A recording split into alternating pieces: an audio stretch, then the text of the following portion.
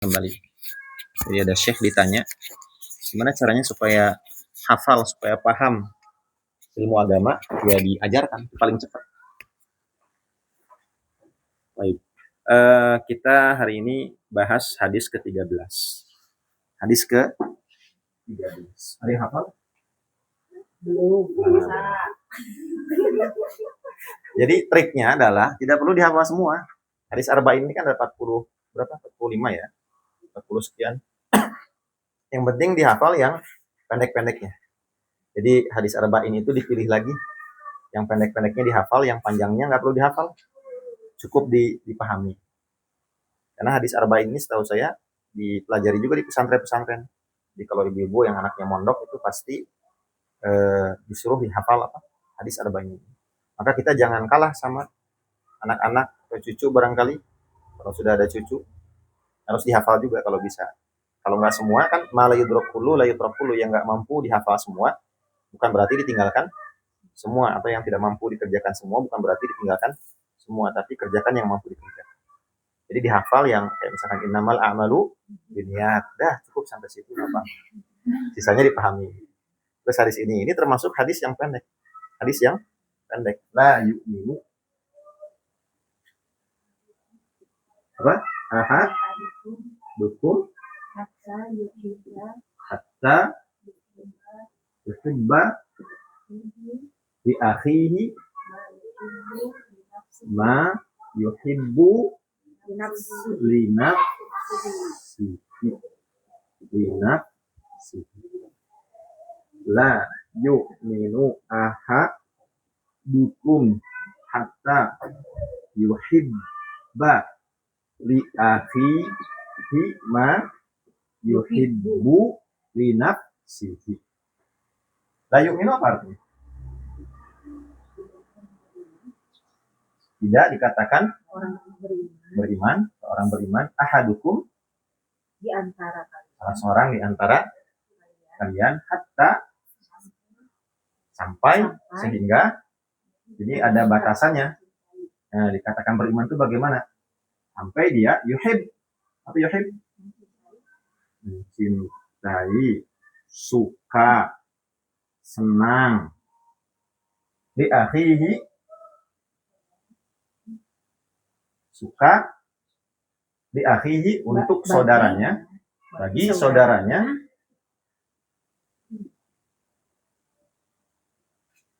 ma yuhibbu apa yang ia sukai atau cintai bagi dirinya sendiri.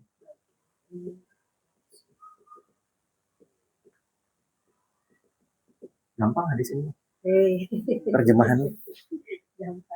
La yu'minu ahadukum hatta fihi ma yuhibbu li nafsihi. Kalau boleh diterjemahkan ulang atau terjemahkan bebas, kira-kira bunyinya seperti ini. Tidak beriman salah seorang di antara kalian sampai dia suka. Terjemahan bebas ya. Tidak dikatakan beriman salah seorang di antara kalian sampai dia suka jika kebaikan ada pada orang lain, pada saudaranya. Ya. Sebagaimana dia suka jika kebaikan itu juga ada pada dirinya. Tidak beriman salah seorang di antara kalian sampai dia suka jika kebaikan ada pada saudaranya, sebagaimana dia suka jika kebaikan ini juga ada pada dirinya. Ya, suka lihat orang lain itu misalkan rajin sholat, sebagaimana kita juga ingin rajin sholat, dalam artian sholat nafilah misalkan. Suka jika orang lain banyak hartanya, sebagaimana kita juga senang kalau banyak harta mah. Senang kalau orang lain itu pintar, cerdas, berilmu, sebagaimana kita juga ingin seperti itu. Itu maksudnya. Gak julid. Nah, gak julid. Karena akhlak julid ini dinamakan apa? Akhlak julid itu dinamakan humazah. Wailul likulli. Nah, kalau diterjemahkan bebas, celakalah bagi orang yang julid. Iya benar. Bagi orang yang julid. Humazatil lumazah. Itu terjadi di zaman Nabi. Orang-orang munafik biasanya julid itu. Orang munafik itu selalu komen gitu, selalu nyinyir. Ada orang muslim sedekah dengan satu kurma misalkan. apaan tuh sedekah dengan kurma? Dikit amat gitu kan. Nggak akan diterima sama Allah, dikit gitu. Nggak ikhlas, dikit. Nah, terus ada seorang mukmin yang berinfak dengan infak yang banyak, luar biasa. Sombong. Sok. Serba salah. Dijulid. Turunlah ayat wailul likulli humazatil. Celakalah bagi orang-orang yang julid. Masukannya nyinyir. Oh ini. Apalagi kalau yang dinyinyirnya itu adalah orang muslim. Wah, repot. Ya. Jadi hadis ini hadis yang diriwayatkan oleh sahabat Anas bin Malik. Anas bin Malik ini sahabat termasuk sahabat junior. Dalam artian beliau itu baru lahir 10 tahun sebelum Nabi hijrah. Jadi ketika Nabi hijrah ke Madinah itu umurnya baru 10 tahun. Tapi coba dinamakan sahabat. Jadi sahabat Nabi itu rata-rata masih kecil-kecil. Makanya ketika Nabi wafat, sahabat Anas bin Malik ini umurnya 20 tahun. Dan sudah mewariskan banyak hadis, banyak ilmu, termasuk sahabat yang umurnya panjang. Kalau nggak salah sampai 100 lebih. Sehingga bertemu tabi'in senior, yaitu Imam Hasan al-Basri. Jadi di antara murid sahabat Anas bin Malik ini, Hasan al-Basri, kemudian yang ngarang buku Tafsir Mimpi, Ibnu Sirin, termasuk murid Anas bin Malik. Jadi ketemu dengan sahabat Nabi. Beliau ini di sini disebut khadimu Rasulillah, pelayannya. Jadi sengaja ibunya itu bawa ke Nabi Muhammad, ini mempersembahkan atau menjadikan anak saya sebagai ya bantu-bantu lah gitu, mengabdi gitu. Akhirnya mengabdilah di rumah Rasul. Dan kalau ingin berbicara tentang bagaimana Rasul masalah parenting ya, cocok nih. Ada hadis Anas bin Malik yang menyebutkan bahwa selama saya tinggal dengan Rasul, tidak pernah sekalipun Rasul itu mengatakan, ini kenapa begini? Kok begitu sih? Kok nggak begini? Nggak pernah. Pernah suatu hari, Anas bin Malik itu disuruh oleh Nabi Muhammad SAW untuk beli sesuatu. Tapi kemudian di tengah jalan itu ada anak-anak bermain, diajak main. Akhirnya malah main. Lupa nggak beli. Datang aja Nabi sambil tersenyum. Wahai Anas, sudah dilaksanakan apa yang saya perintah? Oh iya, lupa Rasul. Ayo beli dulu. Nggak pernah. Kok begini sih? Kok begini? Gitu aja udah. Selesai. Sesimpel itu. Oh kalau kita makan, wow udah. Kenapa? Karena Nabi itu dadanya itu sudah alam nashrah laka sadrak. Ketika seorang itu berjiwa besar, lapang dadanya, hal-hal yang sepele semacam itu nggak dijadikan masalah besar. Kita mau udah habis udah. Anak-anak.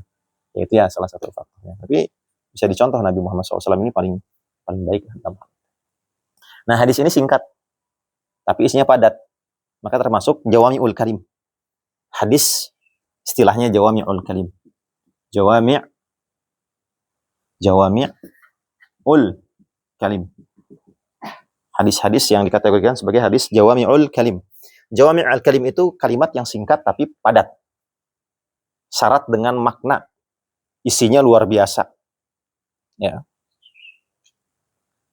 Oke, kira-kira dari hadis ini kan simple ya, sederhana. Apa hal pertama yang bisa diambil? Tidak beriman salah seorang di antara kalian sampai dia menyukai bagi saudaranya apa yang dia sukai untuk dirinya sendiri. Prinsip apa?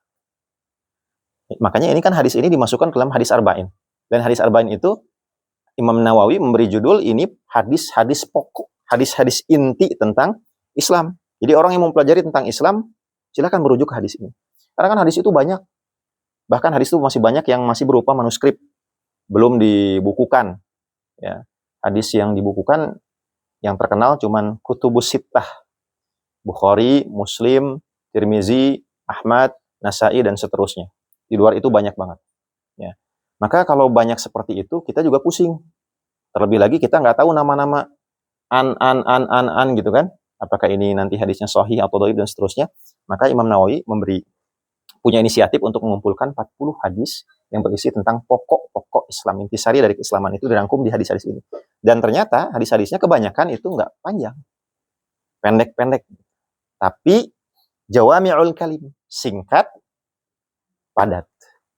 Kalau dalam istilah komunikasi namanya komunikasi efektif. Jadi komunikasi efektif itu bukan seberapa banyak orang bicara, tapi bagaimana pembicaranya itu sekali bicara efek berpengaruh. La yu'minu ahadukum hatta yuhibba li akhihi ma yuhibbu li nafsihi. Jadi yang pertama kira-kira apa yang bisa diambil? Prinsip apa dalam Islam yang bisa diambil? Kalau kita tidak menyukai sesuatu, berarti kita juga nggak boleh membenci sesuatu. Misalnya kita tidak mau dijolimi sama orang lain, kita juga tidak mau dijolimi. Betul. Tidak boleh menjolimi. Betul. Sebagaimana kita tidak ingin difitnah, dizolimi, digibahi, dihina orang lain, maka seperti itu pula orang lain.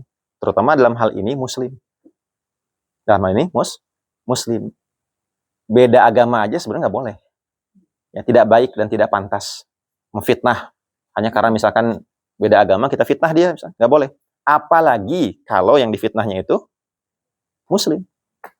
Saudara seiman, wah itu lebih berat dosanya. Ya betul, jadi seperti itu. Jadi hadis ini berbicara tentang ego. Kadang manusia itu ego, ingin untuk dirinya itu yang terbaik, tapi giliran untuk orang lain masa bodoh. Yang penting saya dapat, yang penting saya yang terbaik. Tapi apa lagi? Prinsip apa lagi yang bisa diambil dari hadis ini? Sebelum kita bahas satu-satu.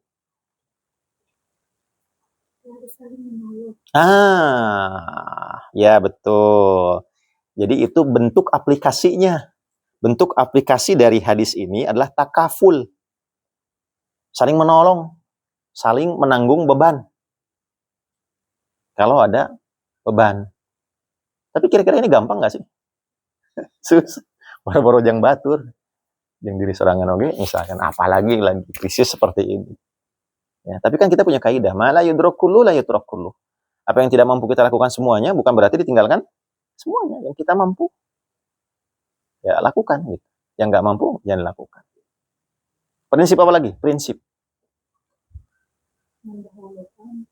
kepentingan isar, mendahulukan muslim yang lain. Nah ini juga sama, bisa nggak sih? Gampang nggak? Bukan bisa, gampang atau nggak? Susah. Jadi mana-mana juga, iya diri kita. Sok aja kalau dipoto, ya kan? Kalau kata trainer itu kalau foto siapa yang pertama dilihat? Oh ini saya. Mana ya foto saya kok nggak ada? Di zoom dulu, oh ini foto saya. Jadi sikap ego manusia itu ya memang sudah tabiatnya sudah tertanam. Maka nanti kita jelaskan di sini. Prinsip apa lagi? Banyak kan? Padahal sederhana, tapi bisa keluar semuanya. Ini dimaksud dengan jawami'ul kalim. Masing-masing dari kita, langsung gitu. Singkat tapi padat. Masih ada apa lagi? Yes.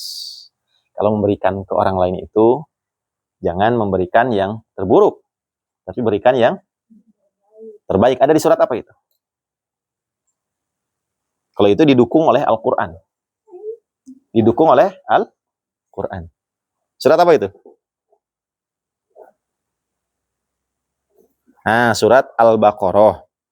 Ayat 267.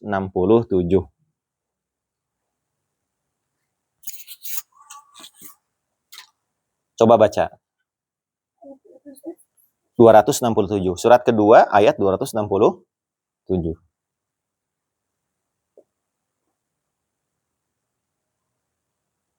Jadi ini kalau ibu tulis, terus ibu sampaikan lagi, ya misalkan ibu ada madrasah atau apa, wah ini insya Allah sama dengan murojaah, ya mengingat kembali.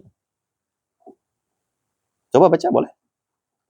267. Orang yang beriman, infakkanlah sebagian dari hasil usahamu yang baik-baik, dan sebagian dari apa yang kamu keluarkan dari bumi untukmu.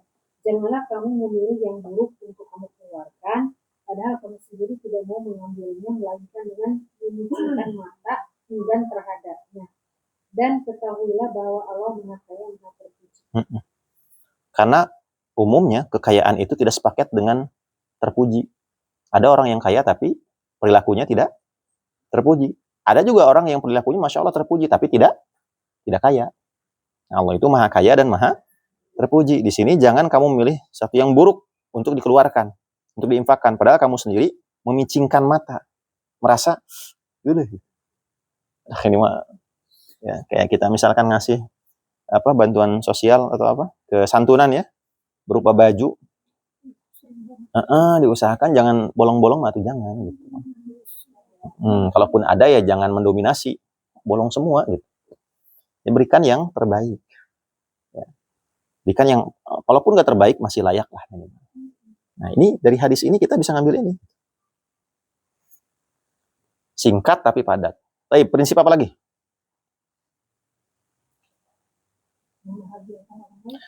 Idkhalus surur. Idkhalus surur, membahagiakan, memasukkan kebahagiaan pada diri orang lain. Dan itu salah satu cara agar kita bahagia. Dan itu ternyata kalau secara ilmiah pernah diteliti di Universitas Oxford atau Harvard, beberapa orang dikumpulkan gitu ya, mahasiswa, yang satu mau dikasih uang, silakan habiskan perintahnya itu. Yang satu dikasih uang tapi jangan habiskan untuk diri sendiri. Ternyata tingkat kebahagiaannya itu ada pada kelompok yang menghabiskan uang untuk orang lain, untuk kebahagiaan orang lain. Jadi secara ilmiah pun terbukti. Kalau kita idkhalus surur, memasukkan kebahagiaan atau membahagiakan orang lain, insya Allah kita juga bahagia. Ya, kalau konteksnya bahagia. Kalau senang lain lagi.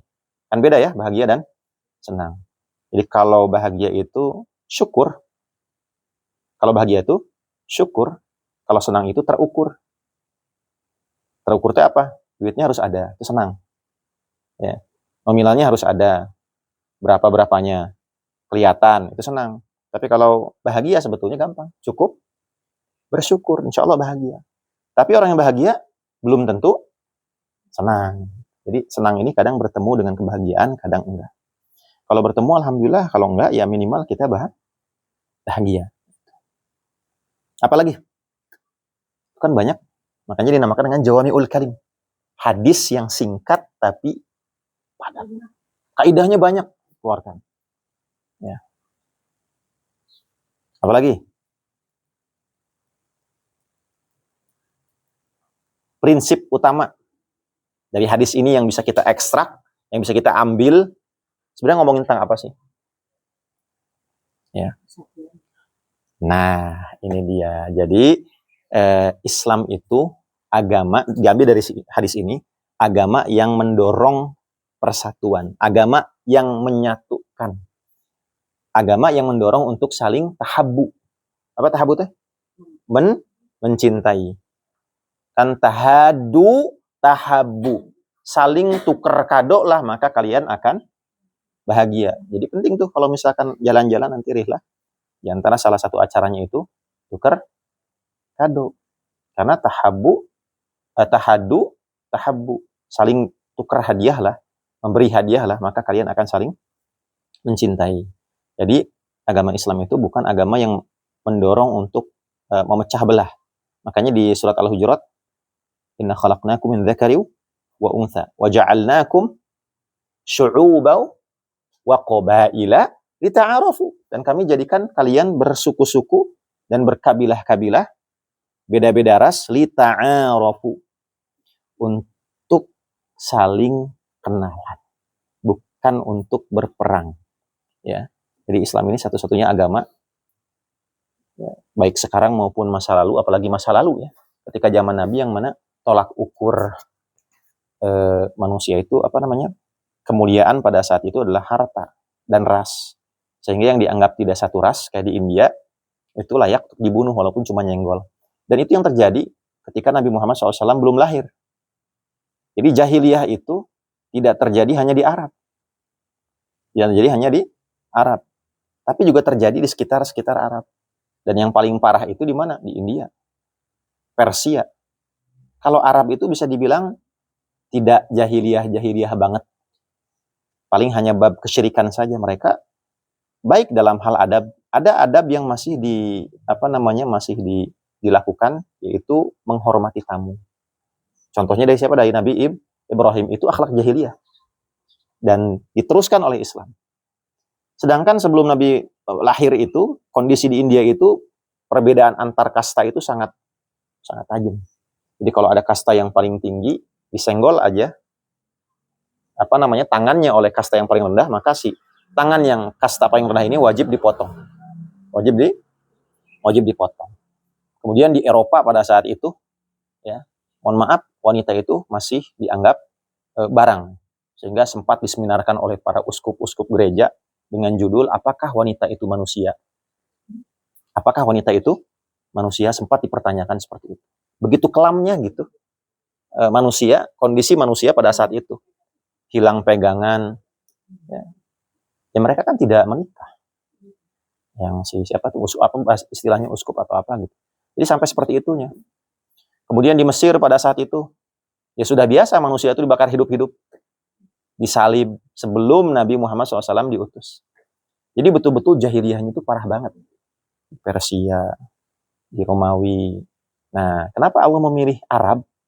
Karena kalau boleh dibilang Arab ini di antara peradaban yang lain, di antara negeri-negeri yang lain, itu rada polos. Seperti kertas putih.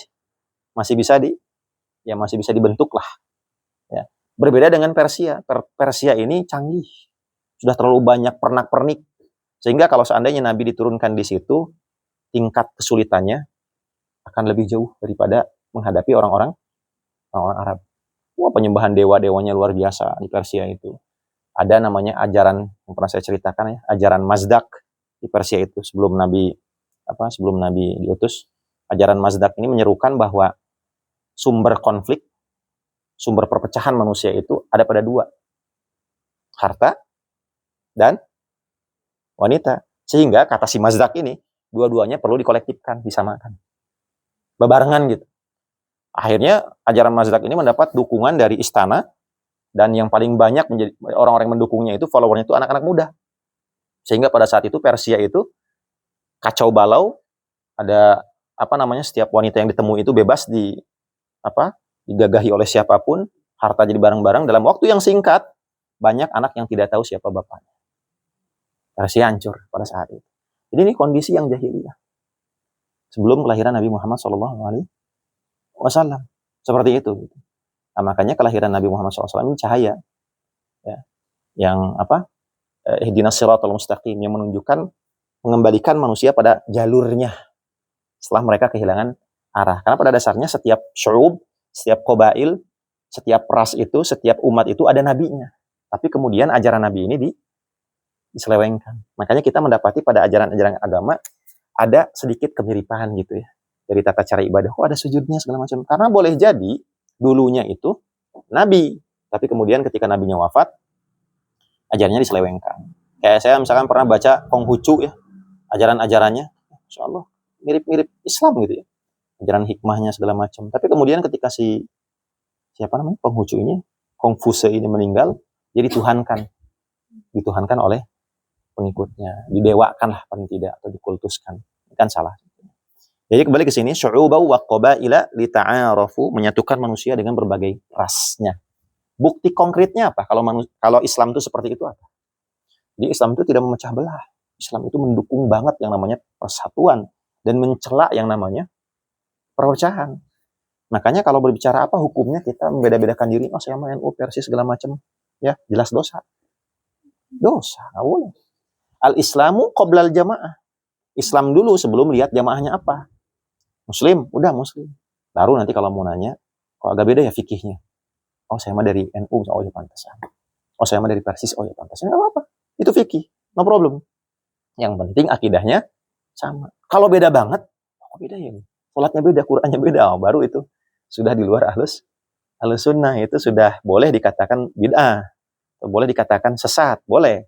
Tapi kalau misalkan Qur'annya sama, hanya pandangan fikihnya saja yang berbeda, jangan kemudian disebut ini ustadz nggak nyunah, ini ustadz gara-gara nggak kunut, ini ustadz nggak boleh kayak gitu. Itu dosa. Bahkan misalkan jangan ngaji ke ustadz itu segala macam, mengatasnamakan tahdir, itu nggak boleh sebetulnya. Ya tidak seperti itu. Kalaupun mau kritisi atau apa, maka kritisi dengan dengan baik. Karena Nabi Muhammad tidak pernah seperti ini. Maka perilaku seperti ini pun bid'ah sebetulnya. Oh itu Ustaz begini, Ustaz gak nyunah segala macam, jangan seperti itu. Ada caranya kalaupun ingin mengkritisi. Ya jadi karena Islam itu sangat mendukung persatuan. Hatta sekalipun ya dengan Syiah sekalipun. Kalau mereka tidak menzolimi, tidak ada alasan untuk kita serang atau kita perangi, ya nggak apa-apa. Hatta dengan orang Nasrani dan Yahudi pun, bahkan di akhir zaman itu orang Islam akan bersekutu dengan orang Kristen untuk melawan Yahudi, walaupun setelah itu perang lagi. Kenapa? Karena prinsipnya kita tidak menyerang, tidak memusuhi karena agama. Bukan karena agama, tapi karena kezolimannya. Di agamanya apapun, kalau dia zolim, ya wajib kita perangi. Maksudnya wajib kita ingatkan atau perangi dan seterusnya. Kalau nggak bisa diingatkan, ya ujung-ujungnya diperangi. Ya. Bukti konkretnya kalau Islam itu mendukung persatuan apa? Yang kelihatan oleh mata.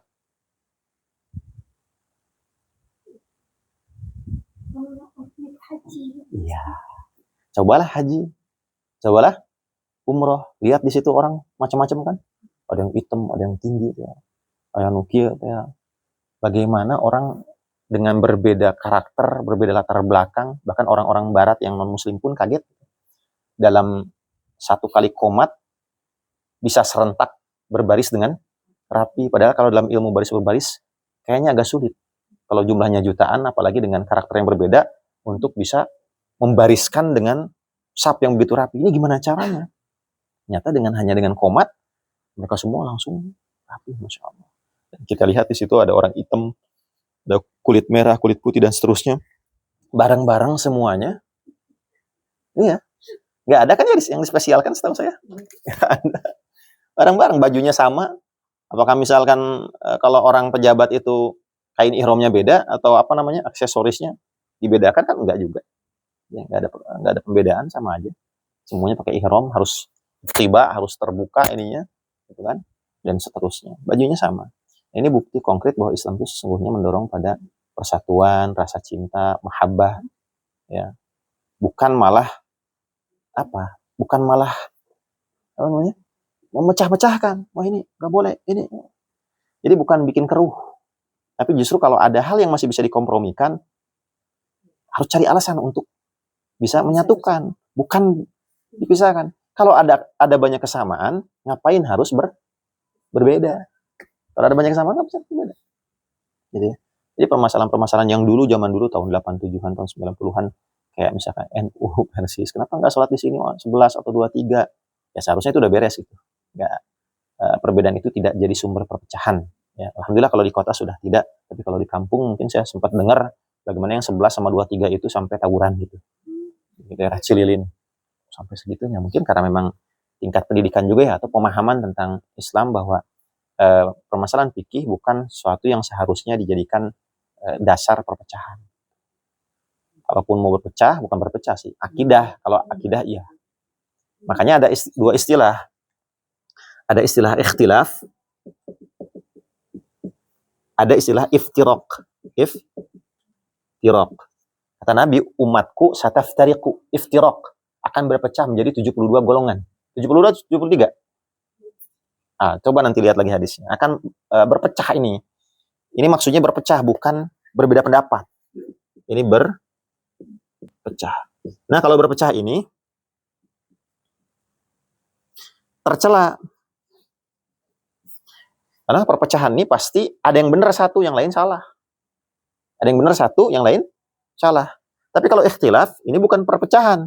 Ini namanya perbedaan. Emang nggak boleh kalau beda? Boleh dong. Yang nggak boleh itu berpecah. Jadi bedain antara iftiraq sama ikhtilaf. Kalau NU versus Muhammadiyah itu ikhtilaf. Tapi kalau kita dengan Ahmadiyah, bukan Muhammadiyah, Ahmadiyah, Syiah, itu sudah iftiraq, pecah. Karena mereka sudah menyentuh bagian akidah. Katanya sebagian sekte Syiah itu mengatakan laula Allah la'abadtuka ya Ali, katanya gitu. Ya, dalam tulisannya itu, kalau tidak karena Allah, kami akan menyembahmu hai Ali. Kami akan menyembahmu, itu kan sudah akidah. Maka ini sudah iftiraq. Tapi sekali lagi ya, kalau dalam hal muamalah atau perilaku hubungan baik, kayak misalkan sekarang Iran itu Syiah membela siapa? Palestina, kita dukung. Kita dukung. Jadi kadang-kadang orang nggak nyambung. Wah, apa namanya Syiah itu akidahnya betul, akidah mereka itu keliru, sesat bahkan. Di antara golongannya itu ada yang menyembah Ali, tapi giliran mereka membantu, ya nggak perlu juga dicerca. Karena ini kaitannya dengan politis, bukan kaitannya dengan akidah. Kecuali kalau si Syiah ini misalkan sudah datang ke Palestina, ngajarin Syiahnya segala macam, wajib kita kasih tahu, wah ini nggak bener nih dan seterusnya. Ini mah kan hanya membela saja. Ya, jadi bedakan antara ikhtilaf dan iftiraq. Kalau ikhtilaf itu hal yang pasti terjadi dan tidak bisa tidak bisa dihindari. Ya. Sudah sunatullah. Pertama karena sumber dari nabinya pun beda-beda. Jadi gini, Nabi itu ketika memberikan fatwa pada sahabatnya, kadang-kadang melihat sikon juga. Ya Rasul, kalau maaf nyentuh kemaluan batal enggak? Kalau batal. Bilang ke si fulan batal, bilang ke yang lain nggak batal.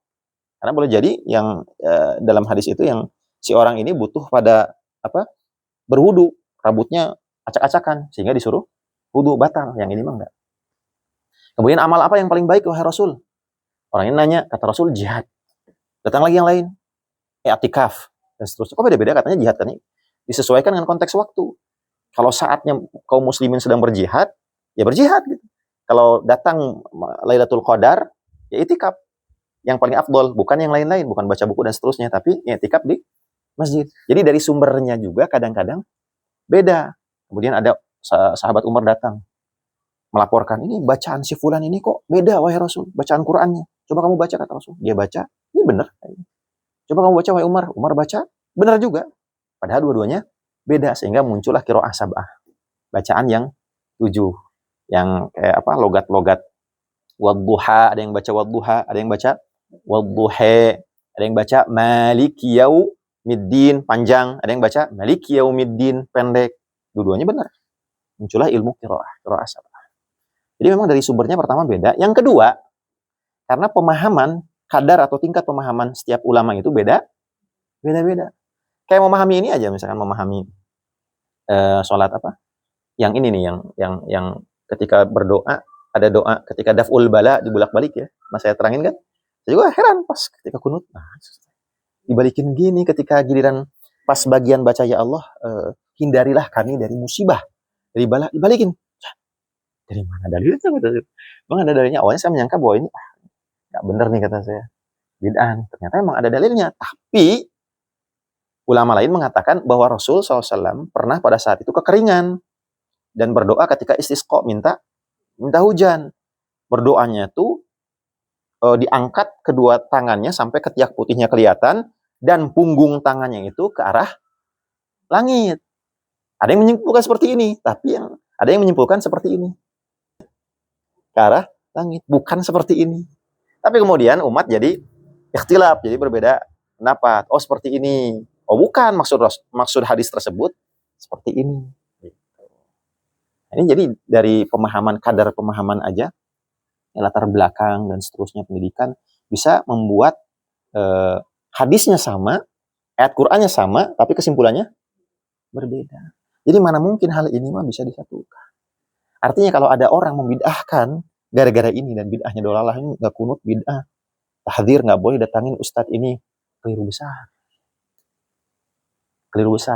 Termasuk yang ini ustadz ini hati-hati membolehkan tahlilan. Perlu dicek dulu tahlilan itu masuk ke sini masalah akidah atau masalah ikhtilaf. Tahlilan masalah khilafiyah. Dan NU sendiri sepakat. NU tidak berani mengatakan bahwa tahlilan itu adalah syariat. Bukan bagian dari agama. Tapi kultur atau budaya atau tradisi yang mana ketika pada saat itu, katanya ya, Sunan Kalijaga itu melihat kalau orang sudah, pas ada orang meninggal tuh, orang Indonesia malah senang-senang mabok-mabok. Daripada mabok-mabok, senang-senang kayak gitu, gak karuan dikumpulin untuk ngaji. Tapi kemudian ada besek. Apa besek tuh? Ada makanan segala macam, ini teh sedekah atas nama mayit. Nah, sedekah atas nama mayit boleh nggak? Ada hadisnya. Boleh dan sampai. Cuman kalau diformatkan seperti itu ya, selalu dijadikan dijadikan rutinitas, memang itu masuknya bid'ah kategorinya. Bid'ah, tapi bukan termasuk bid'ah dolalah. Kecuali kalau diyakini ini teh wajib di mana? Bisa jadi dolalah itu mah. Ya, kalau kita bilang bahwa itu mah mau silahkan nggak apa-apa, tradisi gitu ya. Daripada yang lain-lain gitu. Ini masuknya ke ikhtilaf, sehingga nggak perlu dibesar-besarkan. Dan nggak perlu gara-gara ini ustadz-ustadz atau ulama yang lain yang melakukan tahlilan itu diserang habis-habisan. Wah, ini pelaku bid'ah segala macam. Tinggal dijelaskan ke publik bahwa itu sebetulnya bisa dikategorikan bid'ah. Bid'ah itu apa sih? Sesuatu hal yang baru yang tidak pernah dikerjakan oleh para sahabat dan Nabi. Kalau memang tahlilan itu ada, siapa yang nahlilin Nabi setelah wafat? Ada nggak ceritanya? Abu Bakar tahlilan misalkan sama Umar. Nggak ada. Atau nanti ngirim besek ke ini. Ada? Nggak ada kan? Memang bid'ah. Iya bid'ah. Nah, cuman bid'ah itu bukan hukum. Bid'ah itu status dan sifat. Sifatnya bid'ah. Hukumnya apa? Hukumnya bisa beda-beda. Tergantung niatnya. Bisa boleh, bisa makruh. Bisa makruh. Makruh itu bagi orang yang maksain diri. Jadi kucilkan. Nah, sekiranya itu jadi berhutang.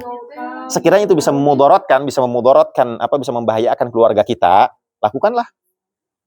Kalau bisa memudorotkan, tapi kalau kita cukup berani, karena kita tokoh atau apa, kasih pemahaman. Bebas itu bagaimana kita. Kalau kita, Bu, sebetulnya bilangin misalkan kita punya cukup ketokohan kita, bagus, tinggal dikasih aja. Kasih pemahaman. Ini nggak wajib. Tapi kalau misalkan sekiranya kita bukan siapa-siapa dan itu bisa memudorotkan, bisa menjadi gunjingan, ya kita ingin cari aman, enggak boleh seperti itu. Tahlilan. Saya juga ketika bapak wafat, kan keluarga Bekasi itu, mertua, NU Tulen gitu. Saya bilang aja langsung, Mamah memang nggak tahlilan, tapi sedekah ke masjid tiap hari atas nama Mami. Oh ya, nggak apa-apa, itu sama. Sama dengan saya, bilang aja. Akhirnya saya bilang ya udah saya nggak berlama-lama di sana ya nggak apa-apa. Jadi begini intinya, di tahlilan itu ada apa aja sih? Ada berdoa, betul kan? Ada ngebagiin makanan sedekah sama mayit. Berdoa dan membagikan makanan itu ada sunnahnya. Ada contohnya dari Nabi. Tapi tidak pernah diformatkan ketika pas udah meninggal ada gitu. Kayak beginilah, sesalaman setelah sholat. Sesalaman ada nggak contohnya dari Nabi? Ada, tapi secara format tidak pernah ditempatkan setelah sholat. Sisi bid'ahnya itu karena itu aja. Makanya bukan bid'ah dholalah. Menurut sebagian ulama istilahnya bid'ah idhofiyah. Tambahan-tambahan, dan itu tidak tercela sebetulnya. Paling banter hukumnya hanya makruh saja. Tahlilan juga bisa jadi makruh hukumnya ketika itu memberatkan orang. Memberatkan orang. Dan ini bukan saya yang ngomong loh.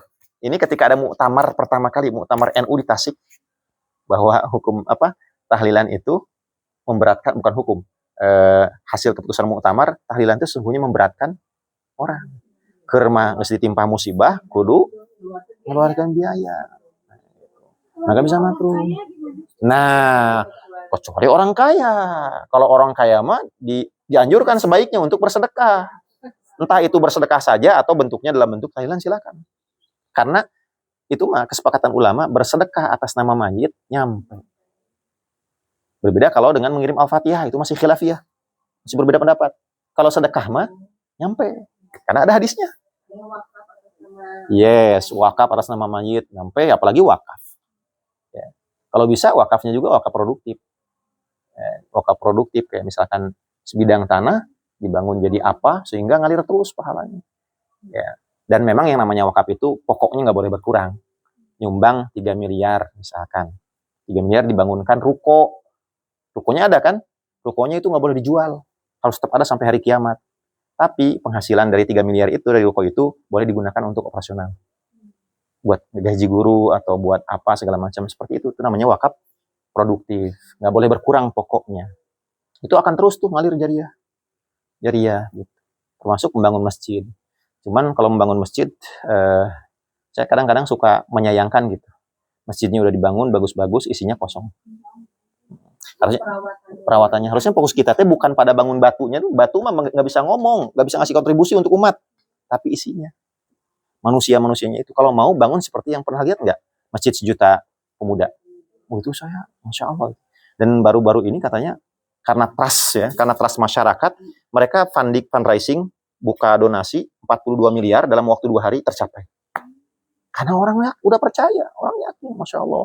Kopi gratis, datang ke sana kalau mau nginep dikasih. Wah, ini saya kalau lihat itu ya, Masya Allah, lihat ini keren banget ini. Ya, tapi memang Bu ternyata dikunci juga, saya baru lihat ya.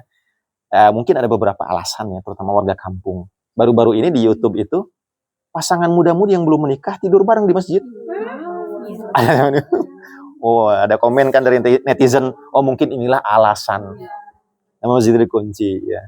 Ya kalau misalkan alasannya jelas, oke. Tapi kalau alasannya tidak jelas, ya. Kalau kita tahu bahwa di sekitar kita itu misalkan bahaya, ada maling, ada apalah segala macam bisa disalahgunakan, maka kunci lebih baik. Tapi kalau seandainya tidak ada alasan, memang nggak pernah ada maling, aman-aman aja, bahkan dijadikan tempat orang lain kalau kecapean berlindung tidur di situ, dibuka. Ngapain dikunci? Jadi disesuaikan dengan situasi dan kondisi.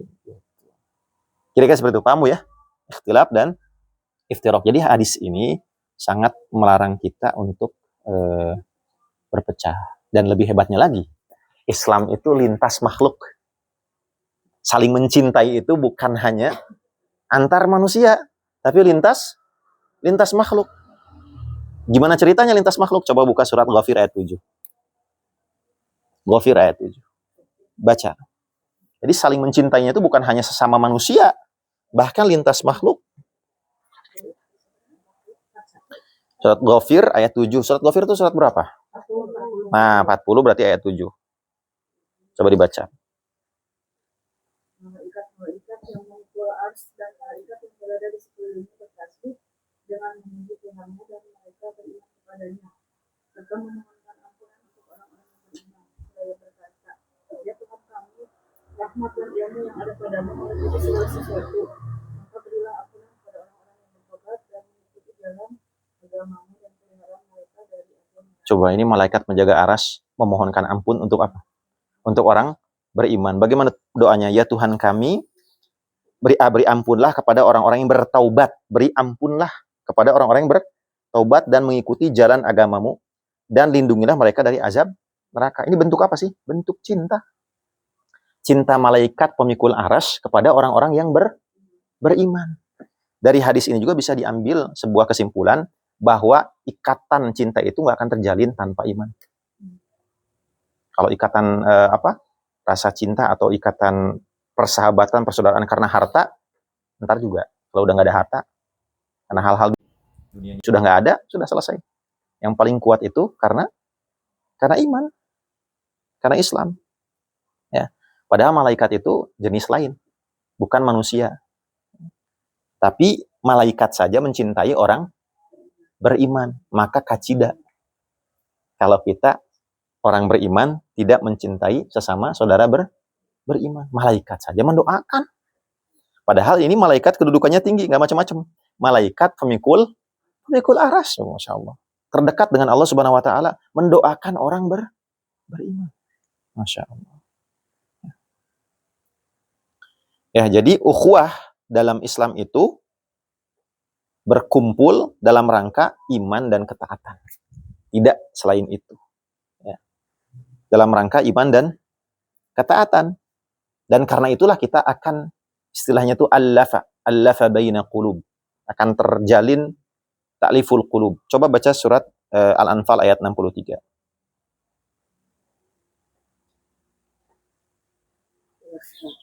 Ya.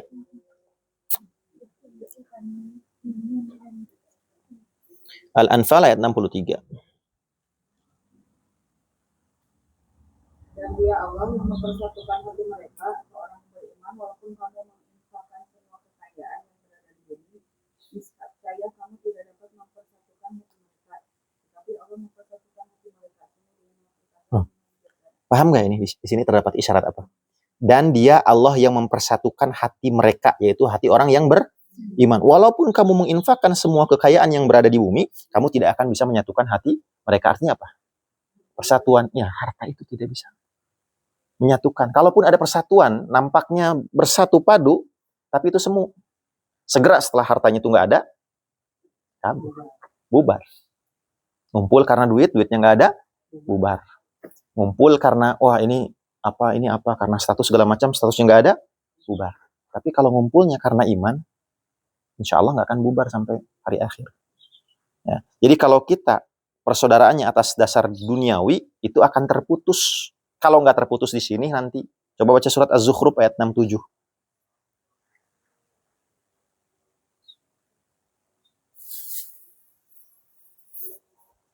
Az-Zukhruf ayat 67. Zukhruf surat berapa? 43 ayat 67.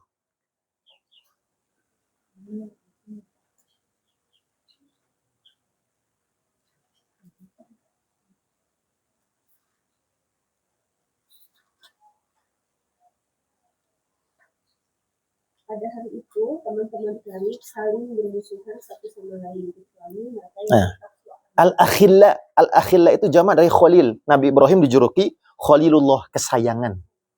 Berarti al-akhilla ini kalau diterjemahkan bebas apa? Besti itu pada hari itu akan saling bermusuhan. Kurang bagaimana? Besti loh. Akan saling bermusuhan. Kecuali orang-orang yang bertakwa. Kalau sudah takwa pasti iman. Pasti. Nah, makanya dalam politik ya ada ungkapan seperti ini.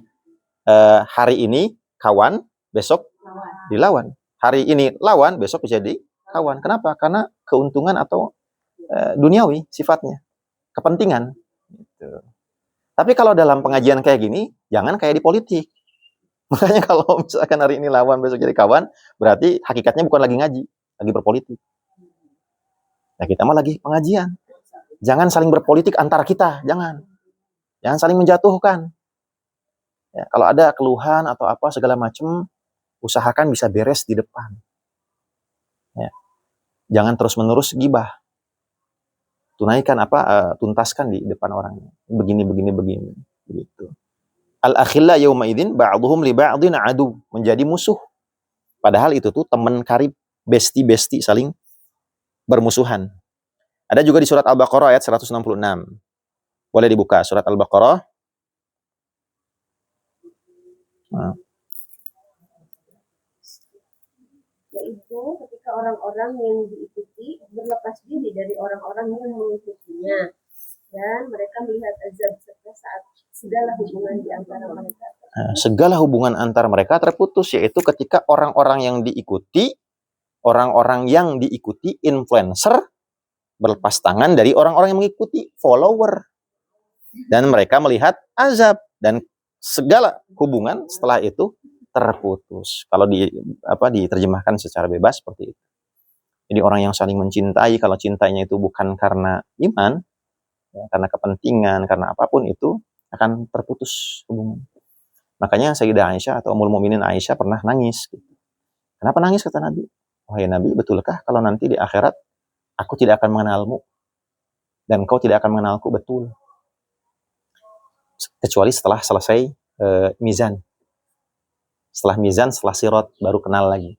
Jadi walaupun nanti bakal istilahnya tuh ketemuan Pak Amprok gitu ya silih. Ibu dan anak hare-hare. Karena kondisinya pada saat itu menegangkan. Boro-boro ingat, menegangkan. Tapi musibah apa sih di dunia yang sampai lupa kayak gitu? Nggak ada, saya yakin. Betul nggak? Musibah gempa aja ada bapak ingat anaknya langsung. Di dunia mah masih ingat. Ini bayangkan musibahnya segede apa sih di akhirat, sampai ketemu sekalipun nggak akan saling tanya. Lupa aja. Yauma idzin sya'nui yughni. Pada hari itu orang akan disibukkan dengan keselamatan dirinya sendiri. Bahkan kalau orang kafir itu sampai rela. Yauma yafirul mar'u min akhi, terus yang ayatnya tuh menjadikan anaknya sebagai tebusan. Ya Allah, ini anak saya aja, istri saya saja jadikan tebusan. Yang penting saya selamat. Coba. Segitunya. Di dunia mah nggak ada di dunia. Padahal itu dulu mungkin ketika di dunia tuh anak saya segalanya, keluarga saya segalanya. Pas di akhirat, yang penting saya masuk surga itu anak istri saya silahkan mau menebus dengan surat apa tuh yang menebus itu? Yusuf 9 ya kalau nggak salah ya. Abasa ya? Yauma idzin sya'nu yughni. Yawaddu ahaduhum, lupa saya. Abasa ya, di Abasa kalau nggak salah di surat Abasa. Tapi nanti bisa dilihat ya. Anak aja bisa jadi tunggal mau anu ngutang ke kita ya. Wah, Oh, itu aset.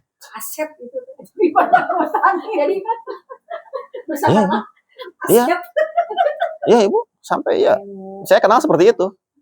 Kan malah saya masih kena ya di itu 100 juta kan kayak di akhirat. Lumayan. Ya, lumayan itu. Sudah diniatkan. Karena di akhirat itu kan sudah tidak ada uang, maka itu dikonversikan ke amal. 100 juta itu segimanaan gitu. Nggak tahu, itu nanti Allah perhitungannya. Yang penting itu akan dilunasi. Makanya kezoliman itu adalah hutang. Kalau tidak ditunaikan ya di dunia, maka akan menjadi hutang sampai ke akhirat. Kalau dosa-dosa biasa lah, dosa-dosa terkait pribadi mah insya Allah Allah ampuni ya. Ya kita misalkan pernah berbuat dosa untuk diri kita sendiri. Tapi kalau dosa terkait hak hamba, itu akan diteruskan nanti pengadilannya di hadapan Allah sampai tuntas. Syukur-syukur sih kalau orang yang pernah dijolimi itu, ya udah nggak apa-apa dimaafkan. Oh, kalau enggak, ya udah repot urusannya. Makanya kata Rasul, la yazalul insan fi fusah fi dinihi malam yaqtul ahadan. Kira-kira mana seperti itu. Seorang muslim itu masih dalam kelonggaran dalam beragama selama dia belum pernah bunuh orang lain. Kalau udah pernah bunuh orang lain kan kaitannya pertama dengan Allah, yang kedua dengan walinya, yang ketiga dengan orang yang dibunuhnya nanti di akhirat. Kalau misalnya walinya nerima atau enggak, kalau nerima ya sudah, paling diat aja, diat itu bayar ganti rugi berupa uang, kalau enggak kisos. Ya, kemudian dengan Allah jelas.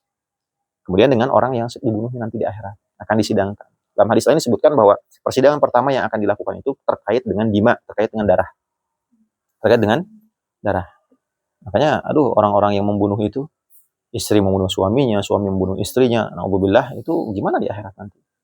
Ya, bisa seperti itu. Kita udah nggak bisa minta maaf kalau ya, kalau yang udah meninggal gitu ya. Iya, udah nggak bisa. Nggak bisa minta maaf. Walaupun kita minta maaf, ya Allah ampunilah aku, cek Allah, saya diampuni. Kalau ada dialog imajiner ya, tapi minta maaf dulu sama dia nanti. Kapan nanti di akhirat? Ketika dibangkitkan lagi.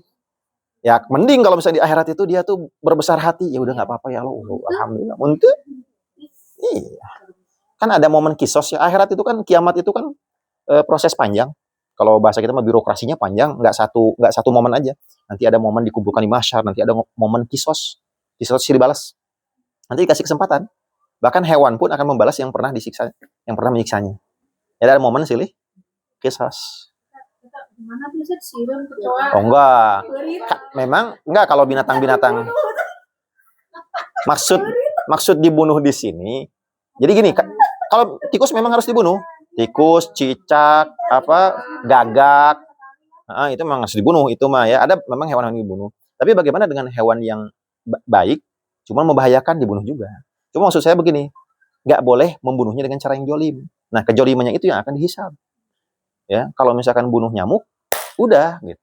Saya masih ingat waktu kecil ini sengaja tadi payahan main di pocelan gitu. Nah, ini nggak boleh gitu. Atau ya, anjing misalkan bahaya nih anjingnya. Ya kalau misalkan membahayakan, bunuh sekali, bunuh selesai. Jangan sampai anjingnya udah kesel kita kan anjingnya disiksa gitu. Sampai kehausan, disiksa, itu nggak boleh, itu yang akan dihisab nanti. Ya kalau misalkan anjingnya bahaya dan mau menerkam kita, langsung pukul. Sekali pukul mati, atau bunuh sampai mati, udah selesai. Jangan ini mah udah lagi sakaratul maut kita siksa misalkan. Dibiarkan mati tidak, dibiarkan hidup pun tidak, itu yang akan dihisab. Nah, kayak gitu. Nggak boleh membunuh dengan api juga nggak boleh. Karena api itu kekhususan bagi Allah. Allah yang boleh membunuh dengan api. Jadi nggak boleh membunuh dengan api. Ya, dengan yang lain aja selain api. Baygon ya boleh. Baygon. Ya, maksudnya kalau racun tikus itu kan mereka tuh berhari-hari gitu sampai matinya gitu. Iya, memang sih kalau tikus kadang kita juga geuleuh matiinnya ya. Ya mudah-mudahan Allah maafin. Iya bingung, nggak apa-apa lah insyaallah. Iya. Iya. Ya diracun aja. Nggak apa-apa lah. Insyaallah. Insyaallah mudah-mudahan ma'fu anhu lah. Ya, mudah-mudahan dimaafkan sama Allah dari itu mah. Memang kita juga nggak niat menyiksa ya, tapi ya nggak sih kalau itu mah nggak. Hanya binatang-binatang. Kalau tikus memang ada perintahnya untuk dibunuh. Jadi ya. Jadi hukum ukhuwah Islamiyah itu hukum mempersatukan umat itu hukumnya wajib. Kalau dengan sengaja kita memecah belah itu dosa. Hukumnya. Dengan sengaja memecah belah karena hanya berbeda jamaah, kelompok, dosa itu. Dosa memecah belah. Kecuali kalau memang yang sekte. Iftiraq itu sekte. Ikhtilaf itu biasanya antar kelompok. Bedain sekte sama kelompok. Kalau kelompok itu NU, Muhammadiyah itu kelompok. Jam'iyah, jamaah. Kalau ini sekte, firqoh istilahnya. Bedain ya, ini istilahnya firqoh. Firqoh itu sekte-sekte. Kalau ini jamaah atau jam'iyah, ormas. Antar jamaah nggak boleh memecah belah. Yang melarang misalnya ustaz ini nggak boleh Itu nggak boleh sebenarnya. nggak boleh kajian. Nggak boleh. Memang walaupun dia punya dasar namanya tahdzir, tapi menurut saya udah terlalu jauh menyimpangnya. Masa hanya karena berbeda pandangan fikih saja langsung hati-hati dengan ustaz ini. Sampai saya pernah didatangi tuh. Ada masjid di atas, tiba-tiba yang datang. Maaf, ini masjid sunnah bukan ya? Oh, ini bukan masjid sunnah, Masjid Al-Mu'iz ada tulisannya. Maksudnya bagaimana masjid sunnah itu? Mungkin barangkali yang tidak ada zikir ba'da sholat dan seterusnya. Ya, dan surah itu sebenarnya tidak patut. Kalaupun memang ada kesalahan di ustadznya atau bagaimana ya, sebaiknya ditabayunkan. Tidak dengan cara hati-hati dengan ustadz ini, hati-hati dengan ustadz bukan sunnah segala macam. Ada istilah Ustadz syubhat, ya ustadz yang mengajarkan sesuatu kayak tadi. Saya tuh disebut ustadz syubhat mungkin. Dan mengajarkan bahwa tahlilan ya bisa makruh hukumnya, bisa boleh. Ini syubhat nih. Kalau mereka pengennya haram. Padahal Ibnu Taimiyah sendiri mengatakan, Ibnu Taimiyah yang dijadikan figur beliau Ibnu Taimiyah Salafi mengatakan bahwa paling banter hukum bid'ah itu makruh, nggak sampai haram. Ibnu Taimiyah. Makanya saya mengatakan bahwa tahlilan itu bisa makruh. Bahkan boleh jadi bisa haram. Bisa haram. Bisa. Kalau misalkan ternyata orang yang mau tahlilannya itu sampai minjem dan itu ada ribanya. Haram. Ngapain sih harus kayak gitu? Bisa jadi haram, bisa jadi makruh, bisa jadi mubah. Mubah bagi orang yang misalkan kekayaannya banyak dan dia niatnya itu sedekah atas nama mayit. Ini mubah, silahkan mangga. Asal tidak diklaim bahwa itu adalah syariat. Tidak diklaim bahwa itu adalah bagian dari agama, itu hanya tradisi aja. Gitu ya. Nah, jadi kalau ukhuwah Islamiyah ditinggalkan, pertama hukumnya dosa, yang kedua itu indikator bahwa iman seseorang itu berkurang. Jadi jangan nganggap bahwa diri itu merasa paling beriman kalau masalah kayak gini aja. Masalah masalah kayak beda kelompok aja dipermasalahkan sebegitunya. Itu tuh indikator bahwa keimanannya bermasalah. Karena kalau imannya bagus, seorang muslim dan muslim lainnya itu akan berlapang dada. Dan saya banyak menemukan fenomena seperti ini. Ada ustadz, terkenal, ustadz lain muncul, ada hasad dalam hati. Ada, kok ustadz ini kok lebih pinter, lebih hebat segala macam. Oh, biasa. Iya, akhirnya ketika ada sesuatu yang tidak baik dari ustadz ini, langsung digoreng gitu. Nah, Imam Bukhari pernah ngirim ya waktu itu cerita tentang Imam Bukhari. Wafatnya gara-gara ini. Bahkan gara-gara gurunya, bukan gara-gara. Disebabkan oleh gurunya sendiri. Jadi Imam Bukhari ini ketika masuk satu kampung, sangat terkenal, orang-orang yang tadi ngaji sama ustadz-ustadz kampung, itu pada hari itu sepi itu. Sampai libur. Kenapa? Semuanya menemui Imam Bukhari. Di situ ada mantan gurunya. Ada hasad di situ. Ketika ditanya sama seseorang tentang sesuatu, beliau bukan salah menjawab dengan jawaban yang dinilai, wah ini Bukhari sesat nih kata gurunya. Akhirnya tersebarlah ke seluruh negeri situ, Bukhari sesat segala macam sampai diusir dan dalam perjalanan wafat. Gara-gara hasad. Justru hadis ini mengajarkan kalau orang lain bisa setara sama kita, itu kita senang. Bahkan kalau orang lain belum setara, ya Allah, kapan orang ini bisa? Dia belum punya rumah, saya udah punya rumah. Kapan muslim ini punya rumah? Ya, saya punya uang, punya ini segala macam. Kapan orang ini? Saya sudah umroh, ini haji. Kapan orang ini muslim ini bisa haji sama seperti saya? Kalau mental itu sudah terbentuk, jangankan sama. Bahkan menginginkan agar saudaranya lebih unggul. Kalau dia bisa aja misalkan. Jadi ini, wah saya senang banget. Bisa nggak kayak gitu? Susah. Mental kita masih SMS. Senang melihat orang Susah melihat orang senang. Ya. Apa hubungan hadis ini dan hadis yang sebelumnya? Min husnil islamil mar'i tarkuhu ma la ya'ni. Hafalkan hadis. Wajib dihafal juga hadis yang sebelumnya. Karena pendek. Min husnil islamil mar'i tarkuhu ma la ya'ni. Salah satu tanda kebaikan muslim, keislaman seseorang adalah meninggalkan yang tidak bermanfaat. Kalau hadis sebelumnya itu berbicara tentang kesempurnaan keislaman seseorang. Kalau hadis ini berbicara tentang kesempurnaan iman seseorang. Islam sama iman beda. Kalau Islam itu kaitannya dengan amal-amal zohir. Amal-amal yang kelihatan. Kayak sholat, zakat. Makanya rukun Islam coba lihat apa aja. Syahadat. Kelihatan. Sholat. Kelihatan. Zakat. Saum. Naik haji. Semuanya kelihatan. Amal-amal fisik, zohir. Tapi berbicara tentang rukun iman. Semuanya nggak kelihatan. Iman kepada Allah. Nggak lihat Allah. Iman kepada malaikat dan seterusnya.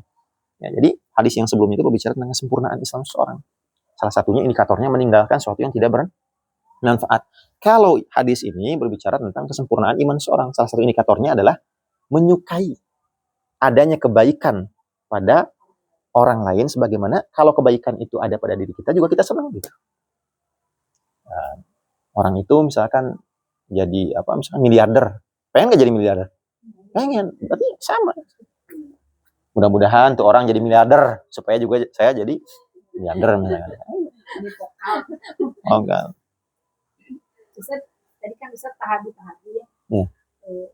Bagaimana komentarnya jika tahabu ini dikategorikan goror?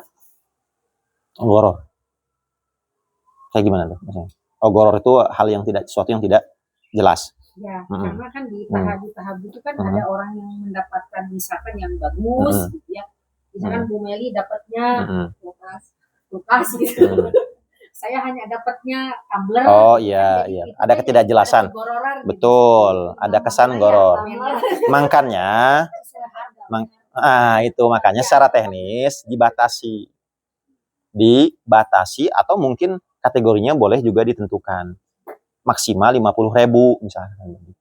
Jangan lebih, dan nggak boleh barang elektronik misalkan begitu. Insya Allah apapun itu. Terus memang yang paling penting itu di antara kita itu antarodin, harus sepakat dulu, saling ridho dulu. Apapun nanti yang didapat, apapun, yang penting harganya segitu. Jadi saya, oh iya mau bagus, iya mau jelek, ya kan ini sama harganya segitu. Jadi kalau sudah sepakat, sudah antarodin, insya Allah bukan goror. Goror itu ketika tidak terjadi antarodin, tidak terjadi saling ridho. Kok ini begini sih, ini gimana, nggak jelas segala macam, enggak. Tapi kalau kita sudah sepakat, harganya 50.000 yang maksimal, nggak boleh lebih, supaya mengantisipasi atau mencegah jomplang, ya, kejomplangan itu. Jadi seberapa kaya pun kita tetap dibatasi 50.000. Mungkin nanti bukan bersaing ya, nyarinya yang unik gitu, yang beda, tapi harganya sama. Jadi intinya kalau sudah ada kesepakatan, sudah antarodin, tidak lagi dikategorikan goror. Biasanya goror itu dalam hal muamalah, transaksi keuangan dan seterusnya yang tidak ada kejelasan. Kayak membeli sesuatu barang yang tidak ada wujud fisiknya, kayak di Play Store segala macam, itu bisa goror gitu. Ya, kayak seperti itu. Gimana? Kalau door prize itu hibah kan, hadiah gitu. Dia mau ngasih apapun ya terserah.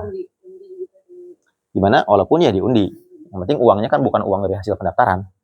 Uangnya adalah murni dari uang si panitia. Kalau uang dari pendaftaran, maka jadinya judi. Kalau misalkan itu diambil dari uang pendaftaran ya, diberikan hadiah, diberikan ke mereka, diundi, maka jadi judi. Itu nggak boleh. Makanya kayak 17 Agustusan, uangnya nggak boleh dari pendaftaran. Harus ada dari anggaran khusus dari RW, dari RT untuk memberi hadiah. Karena kalau dari pendaftaran itu sama dengan judi. Kan gitu, taruhan. Logikanya gitu kan, nih uang saya nanti ditaruhkan, jadilah hadiah gitu. Itu judi. Jadi nggak boleh kalau dari sumbangan warga boleh. Gimana?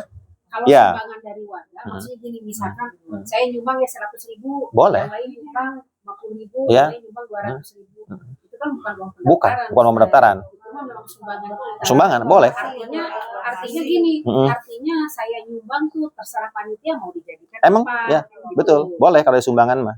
Kan biasanya nanti panitia juga mengadakan lomba itu ada pendaftarannya ya, untuk semacam administrasi. Nah, si uang pendaftaran itu nggak boleh dari situ gitu. Nah, ini kan kayaknya sebagian itu dipahami itu dari uang sumbangan enggak. Itu.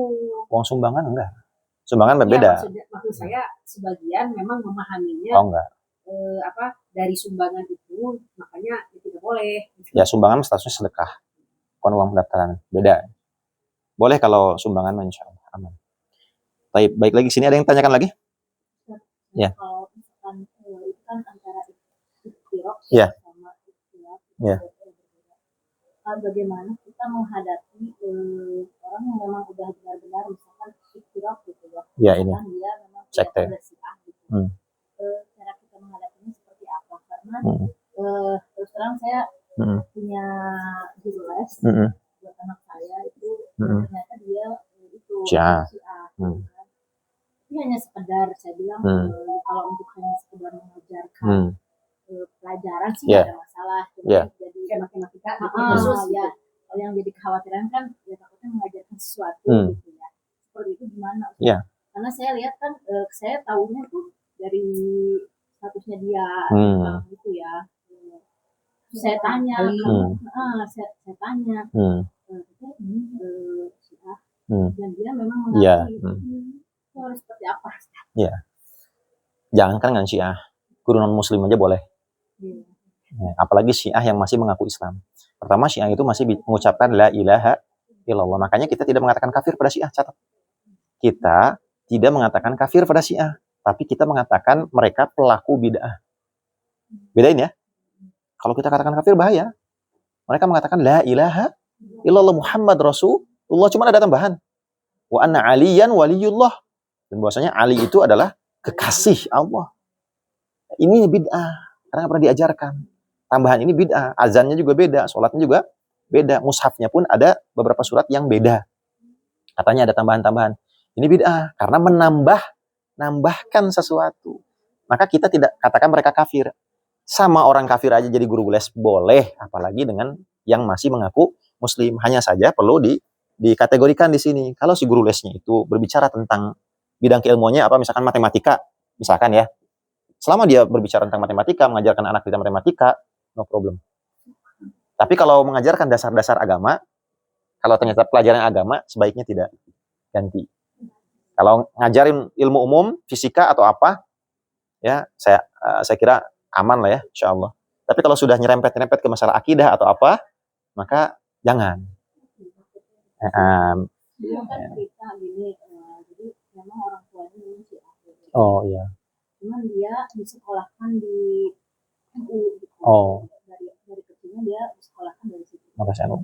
Jadi dia tahu gitu tentang bagaimana sholat-sholat dan sebagainya gitu ya, tanpa menunjukkan Syiah. Gitu. Betul. Seperti itu.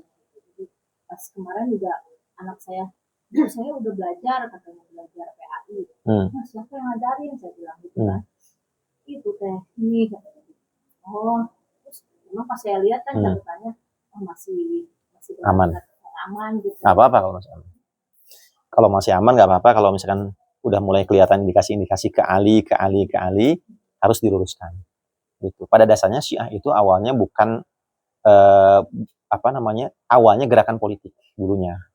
Ada sekelompok orang, para sahabat Nabi yang mendukung keluarga Nabi, cinta banget sama Sayyidina Ali dan seterusnya. Awalnya gerakan politik. Tapi seiring perkembangan zaman berubah menjadi gerakan akidah.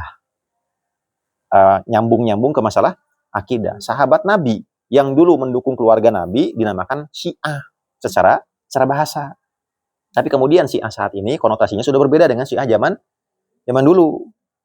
Saya juga kalau mencintai Nabi, saya Syiah secara bahasa. Cuman kalau orang nyebutin Syiah hari ini, maka maknanya adalah orang yang dalam tanda kutip mengkultuskan Ali terlalu berlebihan dan punya ritual-ritual ibadah sendiri yang berbeda, menambahkan pada syahadat, kemudian juga ada tambahan surat al-wilayah dan seterusnya. Kalau kita berbicara Syiah secara umum, secara global dunia, maka memang ada Syiah yang dekat dengan kita, Syiah yang dekat dengan Sunni, namanya Syiah Zaidiyah.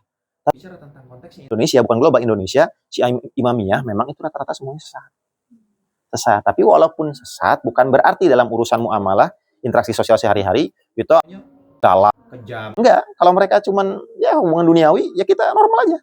Tapi kalau sudah masalah akidah, lakum dinukum, udah enggak. Oh, mohon maaf saya Sunni. Bukan Syiah. Paham ya? Jadi jangan juga mentang-mentang Syiah kita habisin apa segala macam. Apalagi sekarang Syiah ini lagi naik nih, lantaran Iran itu membantu Palestina, banyak yang pro. Kita juga boleh pro, tapi ada batasannya.